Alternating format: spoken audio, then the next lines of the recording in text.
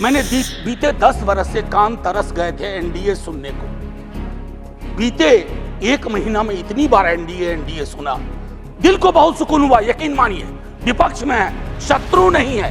आपकी ऑर्केस्ट्रा में शामिल होके कहे साहब तेरे सुबह की जय, साहब तेरे शाम की जय। सर, वर्धा यूनिवर्सिटी में बहुत बड़ा फर्जीवाड़ा चल रहा है, जांच करवाइएगा। आप पावरफुल लोग हैं, हमारे पास पावर नहीं है। हम आपसे आग्रह कर सकते हैं। बिहार से आ रहा हूं सर, पूरे चुनाव बिहार में था। बिहार में हमें भले सीट कम आई हो, लेकिन बिहार के युवा से किसी भी जाति का हो, पूछिए नौकरी मतलब तेजस्वी। मैं हाथ जोड़ के विनती करता हूं, जितनी गालियां मुझको देनी है अपने भाषण में दे लीजिएगा, खूब दीजिए गाली।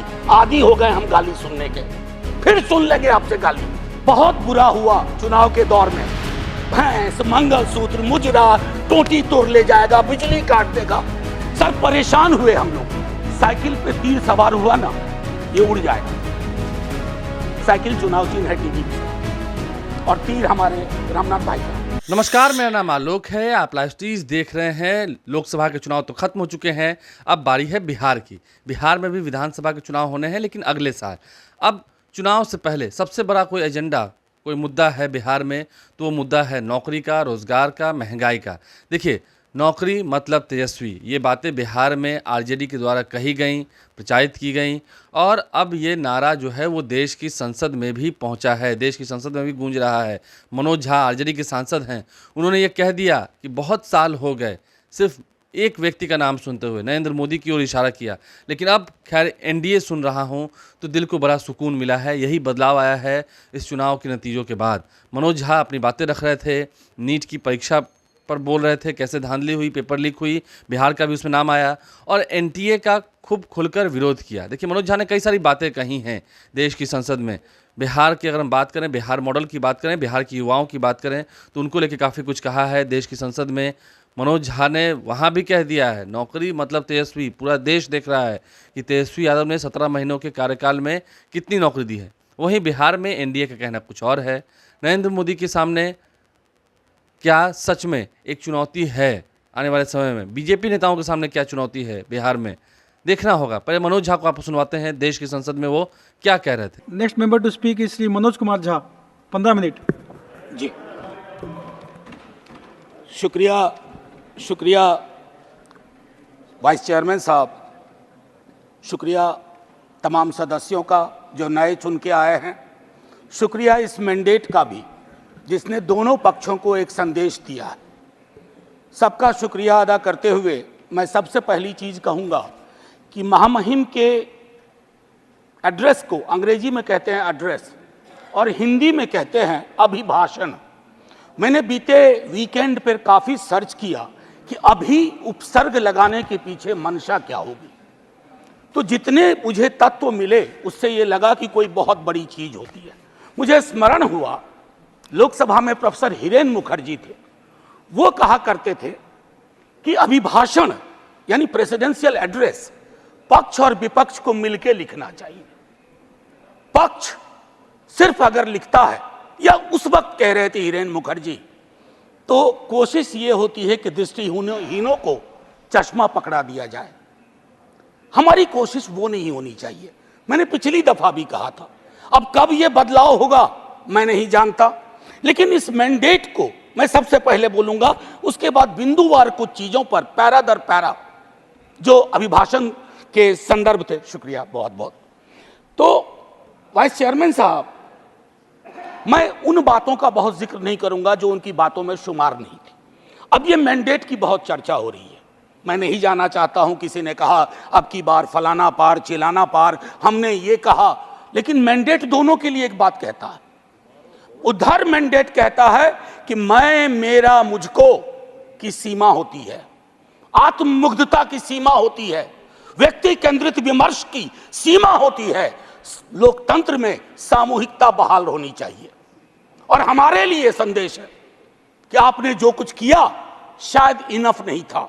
अगर हम किताब संविधान के हाथ में ले रहे हैं तो इसके पन्ना दर पन्ना, सफा दर सफा, हरफ दर हरफ हमको जीना पड़ेगा, लोगों को भरोसा दिलाना पड़ेगा। लेकिन हाँ, इस मैंडेट की कुछ खूबसूरत चीजें बता रहा हूं। लोकतंत्र में सामूहिकता बहाल हुई। मैंने बीते 10 वर्ष से कान तरस गए थे एनडीए सुनने को।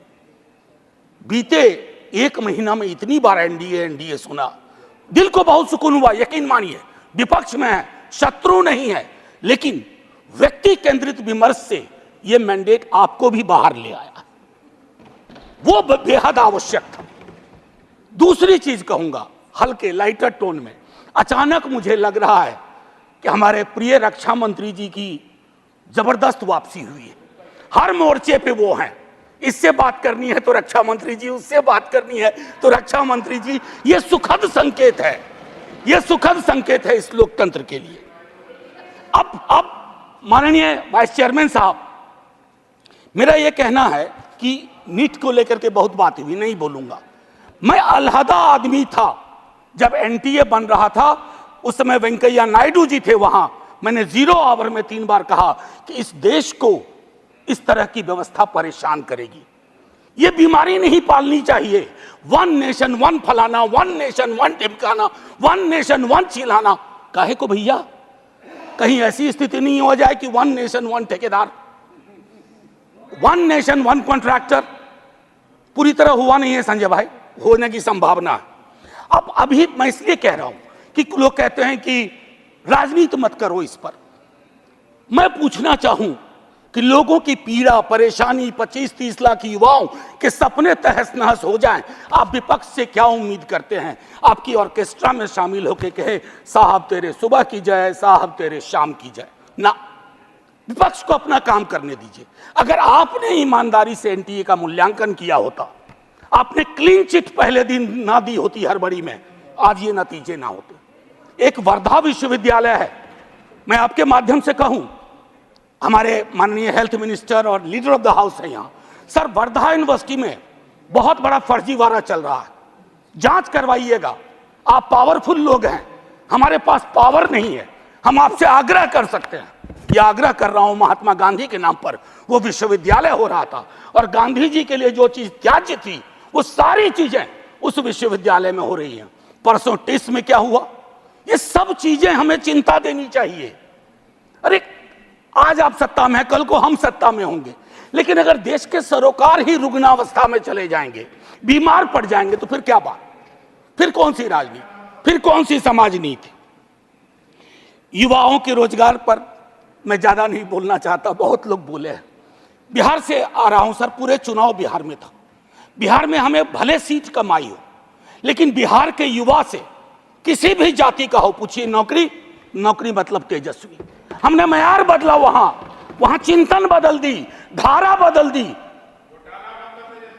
अब आपकी मर्जी है, कुछ भी कहिए, आप लोग तो जज भी हैं, इन्वेस्टिगेटिव एजेंसी है।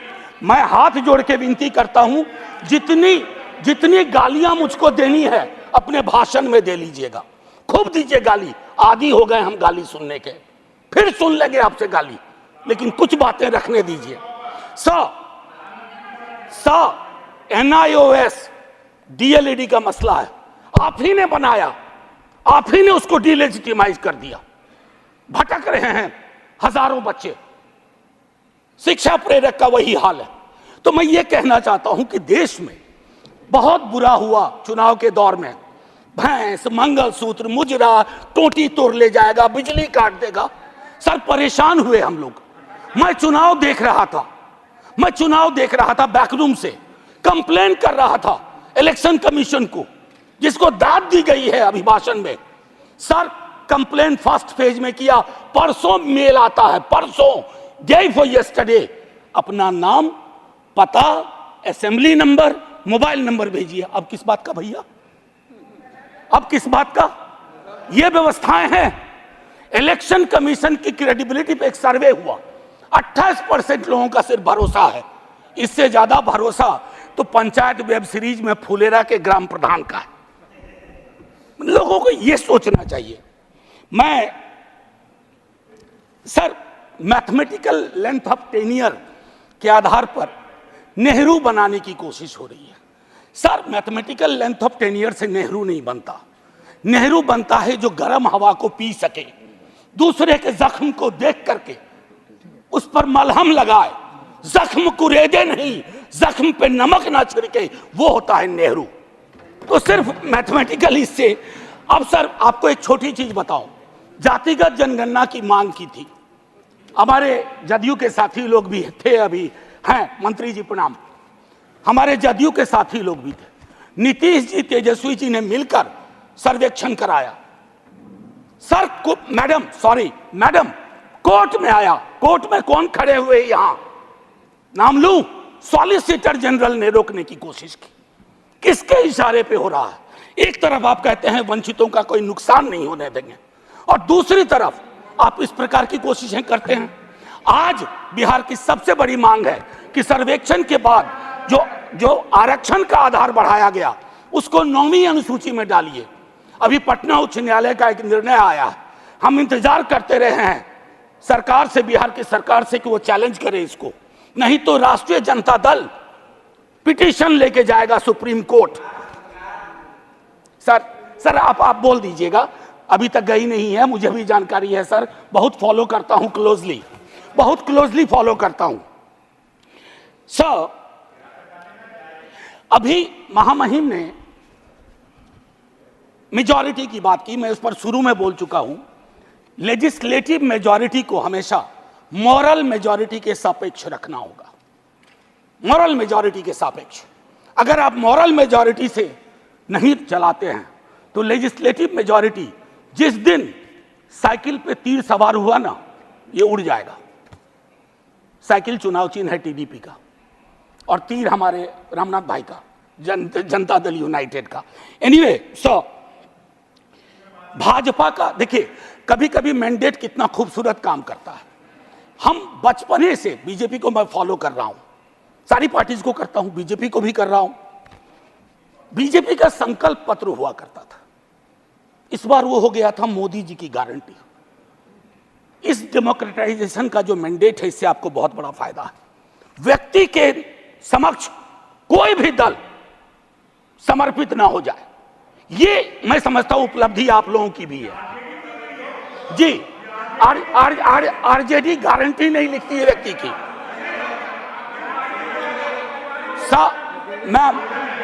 Ma'am protect me, I need your protection. Ma'am chairperson, I have 15 minutes. आप Would you care to sit down, sir? आप जरा बीच में मत बोलिए, ये तरीका नहीं है sir, leader of the house ऐसे चलेगा? आप बीच में मत बोलिए प्लीज। मैम कभी किसी को टोका टोकी नहीं करता हूं, सच चुभने लगता है। सर मैं फिफ्थ पैरा दिखाना चाहता हूं, प्रेसिडेंट के एड्रेस का 5th पैरा। इसमें कहते हैं ग्रोथ स्टोरी, अच्छा लगता है सुन के। What kind of growth? कैसी प्रगति, कैसा विकास? Joblessness, hopelessness, फेसलेसनेस। और आप चाहते हैं कि उस इकोनॉमिक प्रॉस्पेरिटी के पक्ष में हम ताली बजाएं। मैम मेरी ये किताब कॉन्स्टिट्यूशन संभवतः सबसे पहले मैंने ही दिखाना शुरू किया था, निर्मला जी नहीं है हमारी फाइनेंस मिनिस्टर, हर बजट के बाद में आर्टिकल 39 पढ़ता था। कॉन्सेंट्रेशन ऑफ वेल्थ, कोई ब्लूप्रिंट है कि आय की जो असमानता है इस देश को लील रही है? ताली बजा रहे हैं। 5 करोड़ पूंजीपति तरक्की कर रहे हैं, उसको देश की तरक्की मान रहे हैं?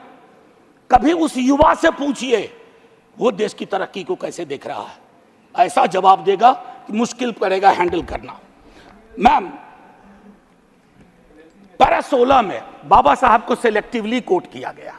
ये सेलेक्टिव कोट बड़ा परेशानी का चीज है कि आप किसी को सेमीकोलन के बाद कोट कर दें, उसके पहले की बात छोड़ दें। ये इसको हम लोग की भाषा में एकेडमिक्स में कहते हैं ऑलमोस्ट अकिन टू प्लेजरिज्म, वो किया गया। अब प्रधानमंत्री जी ने चुनाव के वक्त कहा कि एक ही जाति है, वह है गरीबी। सुनने में शायराना लगता है, खूबसूरत लगता है, फिल्मी लगता है, लेकिन ऐसा क्यों है कि जातिगत हिरार्की में नीचे जाते हैं तो गरीबी बढ़ती है, ऊपर जाते हैं तो गरीबी घटती जाती है। अब मैं समझता हूं कि ये NFS नॉन फाउंड सूटेबल ये चिंता का विषय है। सबको अभी अनुप्रिया पटेल जी को चिट्ठी लिखनी पड़ी है। मैं बताऊं, ये एक मानसिक रोग है जो नॉन फाउंड सूटेबल करता है विश्वविद्यालयों में। इस मानसिक रोग से डील नहीं किया ना तो हमारी कथनी और करनी में मीलों का फासला होगा। कहा गया पहले की कुछ सरकार अनस्टेबल थी, लेकिन अगर आप प्रो पीपल लेजिस्लेशन का विश्लेषण करें तो सबसे ज्यादा खूबसूरत क्षण सो कॉल्ड कोalition गवर्नमेंट में आई है। और मुझे उम्मीद है कि आपकी इस कोalition गवर्नमेंट को भी उस प्रेशर को समझते हुए प्रो पीपल लेजिस्लेशन पे काम करना पड़ेगा। टू बिगिन विथ अग्निवीर को सेना में भर्ती को पुरानी तरीके पर लाइए ताकि युवाओं के साथ न्याय हो पाए। मैम, वो मैं बोल चुका हूं। भारतीय न्याय संहिता आज से लागू हो गई, लेकिन हमें याद रखना चाहिए 150 सांसदों के निलंबन के साथ यह पास हुआ है। इसमें कोई चर्चा नहीं हुई। ये एक कदम है पुलिस स्टेट की ओर, एक ऑर्वेलियन स्टेट की ओर। इससे मैं आगाह करता हूं, क्योंकि हमेशा आप वहां नहीं होंगे। जब यहां होंगे तो यही दंड प्रावधान लागू होंगे। मैं और सुनिए, para 26 disruptive forces are conspiring to weaken democracy. महामहिम से कहलवाया गया। ये स्टैन स्वामी कौन थे? कैसे इस दुनिया से गुजर गए? क्यों आज भी उमर खालिद, मीरान हैदर, खालिद सैफी जैसे जवान जो सरकार की आलोचना को देश की आलोचना बना दिया गया। और मैं 2 किताब, अगर ये किताबें मेरे पास आती हैं तो नड्डा जी के कार्यालय में भी पहुंचना चाहिए। The incarcerations by Alpa Shah और ये challenging caste by Ejaz Ashraf. ये दास्तान है democracy, how it is being muzzled. Anyway, ma'am, मैं ज्यादा वक्त लेते हुए नहीं कहूंगा।